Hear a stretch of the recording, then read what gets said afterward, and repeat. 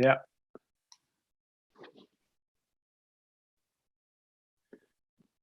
Okay. Hello, everybody. My hair is a mess. Anyway, welcome to White Line Fever. I wash mine. Welcome to White Line Fever Live, and welcome. I guess when this goes on, if you're watching on YouTube, it's going to be this a new series called Milestones, which is just picking things from rugby league history that perhaps are subject to some conjecture, which is why we're here today, because we had Tom Mather, father of Barry John, which I didn't know when we interviewed him.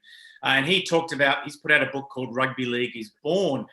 And in it, he argues that the story we're all told about it being a social movement and it being, empowering the working class, it was just spin from a guy called, I think, Joe Platt, that he came up with when basically the clubs left for their own self-interest. They left rugby union for their own self-interest. The clubs in Lancashire were being caught for open professionalism and were basically on the outer.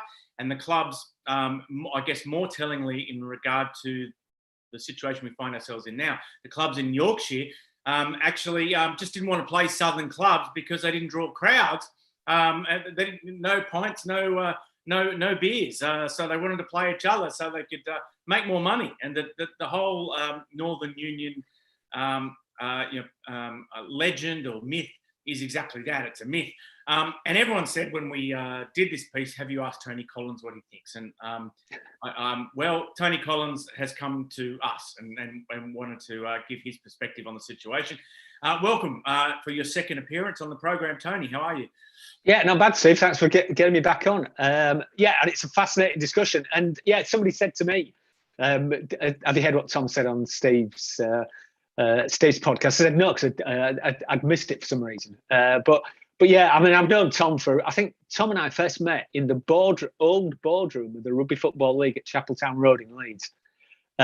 Because that was the only place you could actually go to do any research on the history of the game, because all the minute books and all the archives were kept in Maurice Lindsay's office, and he could only consult them when Maurice wasn't in the office, which I think by the time of the early 90s, he wasn't there very often anyway. So me and Tom go back a long way, yeah.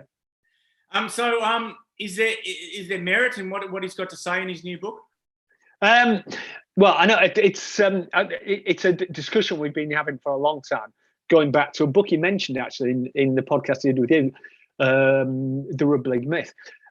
I think the problem with the view is that it's very narrow, and that if you just look at what the Yorkshire clubs do in the last couple of years before the split, it's very easy to interpret that as simply a manoeuvre, because they don't like the idea of promotion and relegation from the top division of Yorkshire Rugby, which is called the Yorkshire Senior Competition. But I think if you dig a little bit deeper, you'll realise that one of the reasons why they didn't like promotion and relegation was because the Rugby Football Union was suspending clubs that they suspected of paying players in Yorkshire. And they weren't allowed to play matches, and they weren't allowed to replay them. So what essentially happened, this happened in Lancashire as well, was that they were placed at the bottom of the league automatically. So, yeah, the RFU said, we think you've been paying your players, and therefore we'll find you guilty, and you're automatically placed at the bottom of the league. So you're basically suspended. And so that's what was going on. But it leaves aside what was going on for the previous 20 years, where the RFU had introduced amateurism in 1886 against all the trends in rugby and football, soccer, as an attempt to control the game and keep the game the property of those who've been to private school and universities. And rugby was a massive game in Yorkshire and Lancashire, bigger than soccer in Yorkshire, bigger than soccer in a lot of places in Lancashire.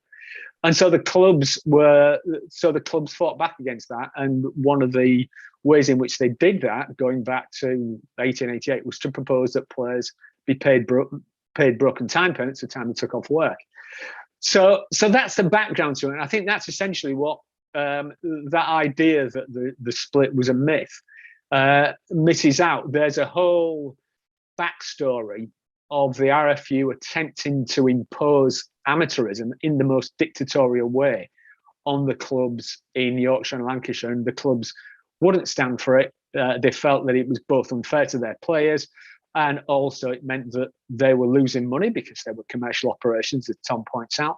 And that's what led to the tensions that led to the split in 1895. Tom also said that broken time was actually quite common in sport at the time. It wasn't such a revolutionary idea, and that it was actually in operation. Is that true? Well, I think that's one of the problems with, and one of the things that Tom's missed out is the fact that, before 1886, when the RFU introduced amateurism, broken time payments were very common, and you can see it in club minute books that they were paying broken time. In 1886, the RFU decided that no player should receive any money for playing the game, and any player who did receive money would be suspended or expelled, as would the club. So broken time was common, but the RFU stamped it out. Anyone who was discovered or suspected of being paid broken time was suspended, clubs and players. So broken time was being paid under the counter, if you like, in a covert way, secretly, but it wasn't allowed, and anybody who was caught paying it would be suspended. And that meant that they put not only the future of the player at risk, because you were basically removed from the game, and that meant that some players went over to soccer. John Sutcliffe, who was an England international, was suspended and thought, well, bugger this, I'm going off to play football where I can get paid openly. And it also meant that clubs lost a massive amount of revenue because you were barred from playing other teams. And so, because they were big institutions by that time, they were commercial operations. They had a massive role in the community. They wouldn't stand for that. So broken time, the call to reinstitute broken time was both a way of protecting themselves, but also a way of saying, well, look, if a guy who's been to Eton and Oxford and works as a solicitor in the city can take time off work, why shouldn't someone who works down a pit or on the docks in Yorkshire take time off work on the same basis? What about this idea that instead of, as we understand, the northern clubs breaking away because of the reasons we've just discussed, and because the players couldn't afford time off work, et cetera, that actually they wanted to be isolated. They wanted to only play each other because, as we know now, we're seeing with Toulouse and Catalans, they don't bring any away fans. They don't sell any pies or pints. And that this is actually such an ingrained attitude that it actually helped give birth to rugby league. Well, that's true of all sports, and that's true of the birth in soccer of the Football League, because the problem was, as Tom outlined, that without a league, basically playing friendlies, competitions, and obviously the problem with the cup competitions is that you can get knocked out in the first round and you lose your lucrative matches. The idea behind the Football League was precisely to counter that, whereby you would have a home game every other week where you would be guaranteed of playing quality opposition that was at the same level as you. And that would mean that the game would be more attractive because it was better teams, and the clubs themselves would be able to sustain themselves because they had a regular source of income. And so that was common in football, with the Football League, in cricket, with the county championship, and go across to the States, baseball as well. That's basically the idea of the league came from baseball. So the clubs in Yorkshire and Lancashire felt exactly the same way. We want to, there's lots of examples where the top clubs, Bradford, Leeds, Huddersfield, were knocked out of the Yorkshire Cup in the first round because they'd played each other or something like that, or there was an upset, and they didn't have any more lucrative games for the rest of the season. Now, clearly, if you've just invested in Headingley or Fartown in Huddersfield or Bradford Park Avenue ground, that's not very good. So just as in all sports, the top clubs decided they wanted to create a league which would improve the quality of play, but also improve their commercial prospects. So yeah, absolutely, that was part of it, just like it was in every other sport. I guess, though, there was the regional sort of aspect of the rugby league, wasn't there? Where, I mean, there was some people think that there was an expectation that the southern clubs would eventually join the Northern Union, and that the Northern Union would end up being, that they'd end up running the rugby in the whole country. That didn't happen. The question is, I guess, the conversation with Tom gave rise to with me is, did they actually want that to happen? Did the Northern Union clubs want the revolution to be national, or would that have just affected their gates adversely? Would they prefer it to stay in the north? And that obviously speaks to the situation we have at the moment. Well, one of the problems they had with playing the southern teams is that the southern teams stopped playing them gradually over a period of time because they kept getting beaten by the northern teams. And this was actually, it kind of went to the heart of why the RFU imposed amateurism, because they didn't like the idea that teams in the north, which were usually predominantly comprised of working class players, could beat teams in the south. Another reason why the northern clubs didn't like playing the southern clubs was because the southern clubs demanded huge amounts of money as guarantees to come and play them. And so, there's the famous example in the 1890s where Bradford simply stopped playing teams in the south because they just want too much money to come north and play. So that was part of it. In terms of did they want to have be a national competition, or did they want to be a local competition? Well, yeah, there's two aspects to this. Yeah, they thought they could be a national competition. I mean, that was why the Challenge Cup was started. 1897, they started the Challenge Cup because they wanted to create a rugby version of the FA Cup. Now, obviously, because of the opposition of the RFU and the way that the RFU managed to manoeuvre to stop other clubs outside of the north, and especially in Wales, coming over to rugby league, that never worked out. And I think that if you read what some of the participants say, some of the officials in the Northern Union say in the 1890s after the split, is that what they hope and expect will happen is that the Northern Union will become the equivalent of the Football League in soccer. So in soccer, you had the Football Association, which was the governing body for the entire game, and then the Football League was a governing body for the professional game, but it was like it was answerable ultimately to the Football Association. And so a number of teams, a number of officials in the north of England felt that was that would probably happen, or that's what should happen, that the RFU would still be the governing body for the entirety of rugby, but the Northern Union would become the equivalent of the Football League and govern the professional game. Now, the problem with that is that the RFU were absolutely determined not to compromise whatsoever. And so there was never any chance that they could expand or come to some kind of agreement with the RFU, because the RFU basically said, we're not prepared to compromise. We don't care what happens, whether that means the weakening of the England team, the weakening of the game as a whole, but we're not prepared to compromise. And that's, again, that had an impact on the Northern Union. A lot of people would say, well, these two guys have got the same sort of source material, and yet they've come up with two different narratives for the same set of events. I just wonder, how much of it comes down to your perception of the game today. So, obviously, you see a nobility in rugby league that perhaps Tom no longer sees. And does that inform the way you interpret the same information? Well, here's the interesting thing, because when I first started doing the research on this, and I've got to doff my cap to Robert Gate and Trevor Delaney, who paved the way for this in the 1980s, two great historians who never get the credit for the work they did. When I started doing the work in the early 1990s, my initial thought was that what I would discover is that this was really about commercial forces, and that it was an aspect of the way that the entertainment industry developed in the 19th century in Britain. And that was one of the things that interested me, why I wanted to look into it.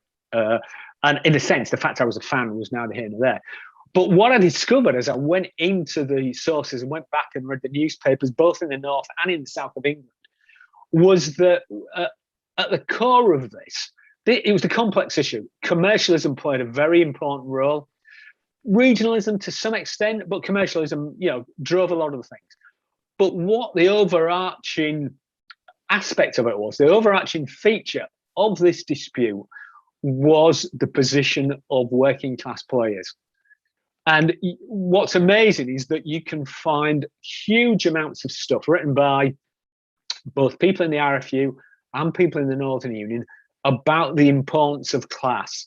And essentially, the leaders of the Rugby Football Union did not want working class players to dominate the game in the way that they felt working class players had come to dominate soccer when it became professionalised after 1885.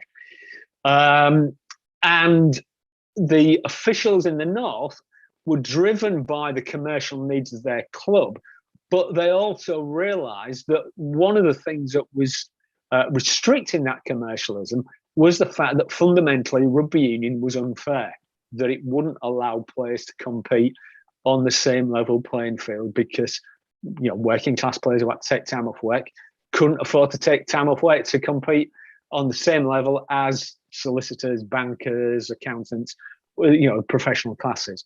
So class was actually at the root of everything. That's what determined the policy of the RFU and what restricted the realm of action of the Northern Union. Now, I don't actually believe in the nobility of rugby league. I'm as cynical about the actions of those who run the game as anybody else. And as you said, that's always been a feature of the game, and it's always been a feature of all sport, all professional sport. And it's kind of because competition on the field meets competition commercially. But there is a crucial difference between rugby league and other sports, that the declaration that founded the Northern Union was essentially about creating a level playing field for all players. It meant that all players could compete on an equal footing. So on that fundamental issue, then, yeah, rugby league did have a higher sense of purpose than other sports. But that's not to deny everything else that went into the mix: petty jealousy of officials, the commercial needs of particular clubs, the short-sightedness of club officials. I mean, so to give you an example, the fact they introduced broken time rather than open professionalism was a kind of way of creating a cartel, because they realized if they allowed open professionalism, as had happened in soccer, a number of clubs would immediately go bankrupt and the game wouldn't be able to sustain it. So broken time was almost a kind of compromise to stop open professionalism, and in a way to stop players getting the benefit of their talents. It didn't last because players went on strike, and as usual, the clubs found a way to circumvent this by making under-the-counter payments. So this is the thing: it's not one thing or the other. The formation of the game was based on a principle of fair play for all, but that also covered over a number of other motivations, of which we're all familiar with today, and you can see in every aspect of the game, whether it's the way the NRL clubs take their lead from Channel 9 or Fox Sports, or the way in which the Super League clubs conspired to get rid of Toronto Wolfpack and, you know, hate it because Toulouse won't bring enough people to pay for pints and pies at in the club bars, as you said.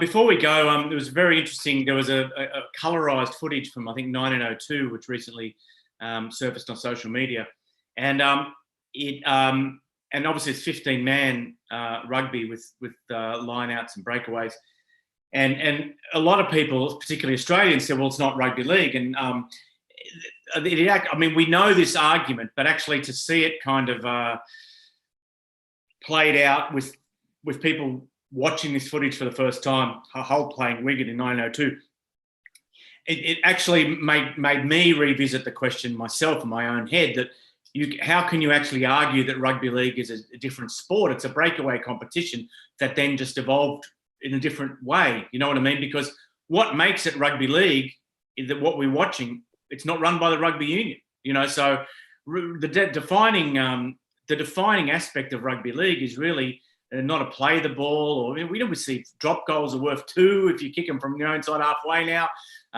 Interchange rules just seem to change every year. Ball stealing's just changed again. It seems that it's rugby league because it's run by rugby league administrators. And that actually, James Maloney said everyone else is just an accessory aside from the players. He's wrong, actually, because if it wasn't for administrators, James Maloney would be playing rugby union. I mean, the administrators are the defining aspect of rugby league. Yeah, well, I mean that's true in all sports, and I think also with oval ball sports, American football, rugby league, rugby union, whatever, then because they're also bodily contact sports, the rules change all the time. I mean, look at rugby union; it looks nothing like rugby union 20 years ago, let alone rugby league 125 years ago. So, and American football as well. You can go back and look at footage of American football in 1908, and it looks like rugby league. In one sense, so that's true. So in one sense, you're right. I think that the game is constantly evolving because it's difficult to come up with a set series of rules that you can keep the same because coaches are always trying to get around it. Players develop, and players get bigger and all the rest of it. In a sense, soccer is the exception that it has a fairly stable set of rules that don't really change that much over a long period of time. Whereas any game played with an oval ball really does change. In terms of was rugby league on the 30th of August 1895, the day after the split? Well, yes and no. No, because the rules hadn't changed, but also I think the thing to remember is that one of the other things that was going on in the north of England at the same time as the broken time debate before the split, going back to the late 1880s, was a debate on how rugby should be played. And in the north of England, there was a very different conception. The southern teams, the RFU supporters, thought it was basically about set pieces and kicking goals. In the north of England, and to some extent South Wales, but in the north of England, the idea was that the game was about scoring tries and running with the ball, tackling hard. And that led to a whole series of debates about how the game should change. So you get in 1891, there's already a discussion about we should move to 13 aside. We should reduce the number of scrums. So it takes a while for that to happen. It takes a while for the ball to be introduced in 1906, same year that 13 aside is introduced. But the thing to bear in mind is that once the split had taken place, a massive debate started about how the game should be played. And they had experimental matches in September 1895, 13 aside. They immediately changed one of the rules about the scrum to make the scrum less boring. They got rid of the line out in 1897. They reduced the value of goals, so tries were the most important way of scoring. So, sure, the game that you see in 1902 in those Mitchell and Kenyon films with the Wigan Hull thing, it's not the same as what we've got now. But there's an evolutionary path that you can trace in just the same way you can trace the evolutionary path from American football, because there was no forward pass in American football at that point. So was it really American football? But I think that's the point about sports. Our view of how sports evolve is, unfortunately, it's distorted because soccer is so huge and it's relatively unchanging. But in all oval ball games, the game is constantly changing. Now, obviously, as rugby league fans, some changes for better, some changes are for worse, and there's loads of debates going on now about the game, about how the game should be played. But it's no different from 1966 when limited tackle football was brought in, 4 tackles, then moved to 6. It's always been the case with the game, and I think if you look at other sports, it's always been the case with them too. It was someone actually posted a picture of a Model T Ford when the guy said that isn't rugby league. He said, "Well, this isn't a car either," But I guess that's where, and we'll go in a minute because I've kept you too long. But the two things together, what makes it rugby league? Is it the rules and the motivation for the breakaway? When you take these two things together, your understanding of that affects the way you, to me, the way you consume the game today. So, if you think that the clubs just broke away because they wanted more games against local clubs, or they were blatantly breaking the rules and they were in trouble, and then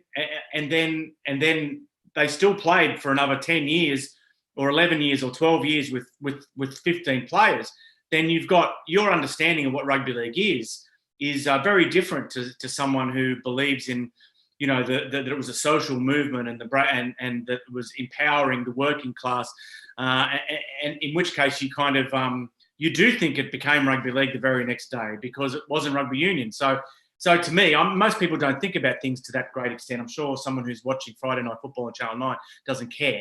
But to me, the two things sort of go together. Is that as to what I'm watching now, and what actually is it, But I'm going to. I think.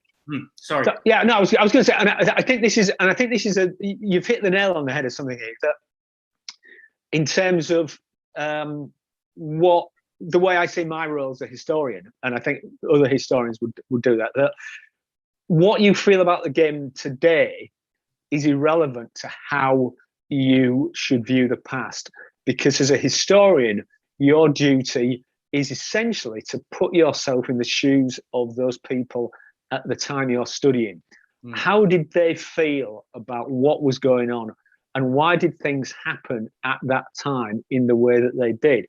Now, I mean, I watch Rugby League, whatever. I've been watching it since 1969 or whatever. Do I think the game is the best it's been now? It's ever been? No. But then, that's always been the case that people think that.